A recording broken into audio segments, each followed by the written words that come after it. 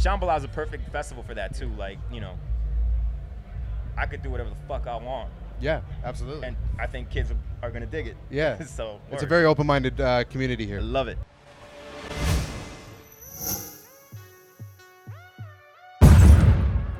Yo, we're live at Shambhala 2017. You're locked into Hip Hop Vancouver.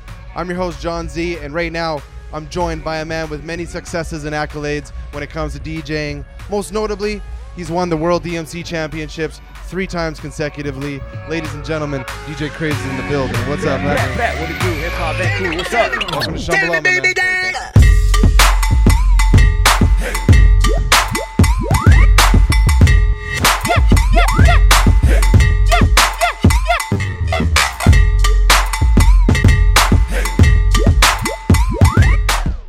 So when you look back at those 3 legendary DMC routines, which one stands out as like kind of your favorite, the most memorable? 2000. 2000? Yeah, because like nobody had done it before, and I had my family there. The whole squad was there. Like, you know, I was in the UK.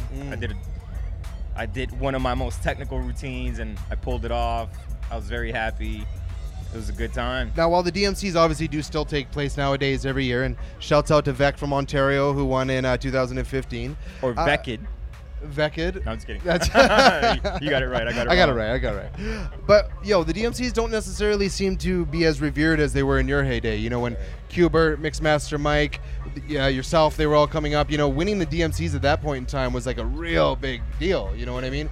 And nowadays, it doesn't seem to hold the same sort of weight as it used to back in your heyday. So why do you think that is? I mean, what's happening with that? I think everything's changed. Like now it's, the way I explain it to like people is that when we were growing up, it was accessible to get 2 turntables and a mixer and do your thing. Right. Like nowadays, kids, you know, they look up to producers more than DJing. And, you know, like one kid, he asked me a question, I forgot where the hell I was, but he was just like, why would I want to buy 2 turntables and a mixer when I could just like download Fruity Loops and become a producer and be more famous than that? And get gigs and everything else. Get gigs and get money and all this stuff. So it's like. So what was your response to that? I was just like, all right, if you want to chase money, that's cool. But like, this is an art form. This is not about becoming popular and making money. It's about like, it's a part of hip hop.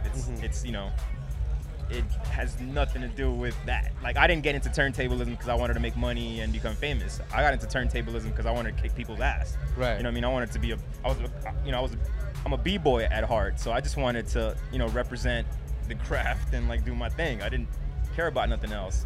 There's still kids out there pushing the art form, pushing turntablism, pushing DJing.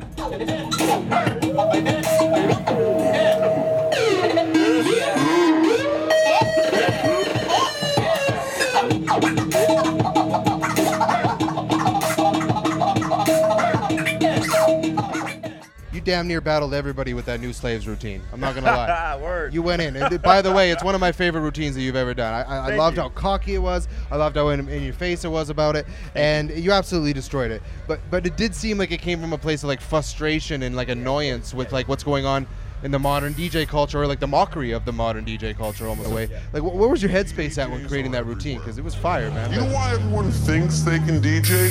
Because everyone can. It's easy. Pat your head and rub your stomach. There, you're an amazing DJ. 90% of what DJs do is pretend to touch stuff. Stop acting like you're so busy. You're not hacking into the main frame of the Pentagon. You're a professional iPod controller. It was that. I was frustrated. And I was doing all these EDM gigs where like they were putting me like next to people that just cheerlead the whole time. And I'm just like, nobody gives a fuck about what I'm doing. Like the culture has become like, you know, I was frustrated and I was pissed off. I was just like, damn, even fucking Tosh.0's making fun of us. Like, what the fuck? Like, and I just wanted to show people that, you know, it's a fucking art form. It's something that it's not just about entertaining people. It's a whole different world, you know what I mean? And, you know, I always do routines like, you know, for native instruments and stuff like that. And I felt like this routine, I wanted to make it, you know, more personal. I wanted it to have a message, because like routines are just like, hey, check me out, boom, boom, and then boom, and then you're done. Right. I was just like, no, I want something that people will look at it and think and realize that, holy shit, this is a message, and it's way beyond just like stunting on motherfuckers. Right. Like I wanted people to watch it, and if you don't know about turntablism, you don't know about DJing, you take something from it, and you're just like, oh shit, that opened up my mind to some other shit. And I didn't say a single word. No. The whole routine.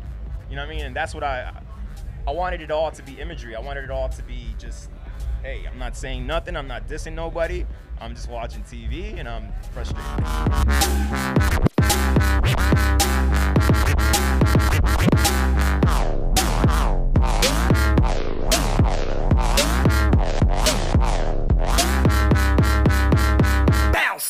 Yeah, and you ended the video with the real DJing hashtag, right? And that was something that you and A-Track really like kicked off, and it started getting picked up and being used by other DJs. Do you think the DJing culture got better since that went down?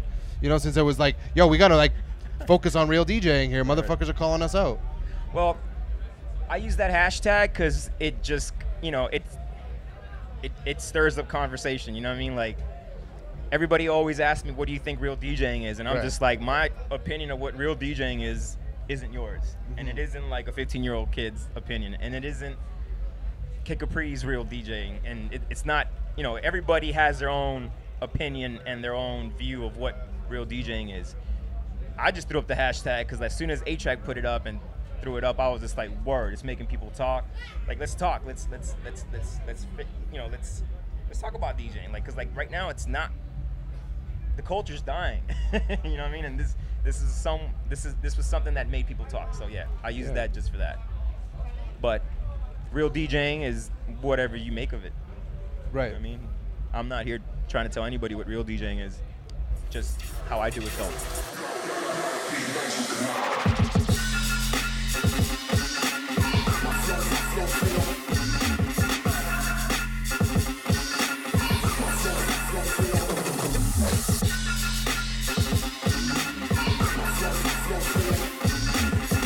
Listen, nice, Craze. I just want to thank you so much for spending some time with us tonight. Sure, thank you. We're going to let you go and do your thing here at the festival. Any parting words for the people of Shambhala or Hip Hop Vancouver?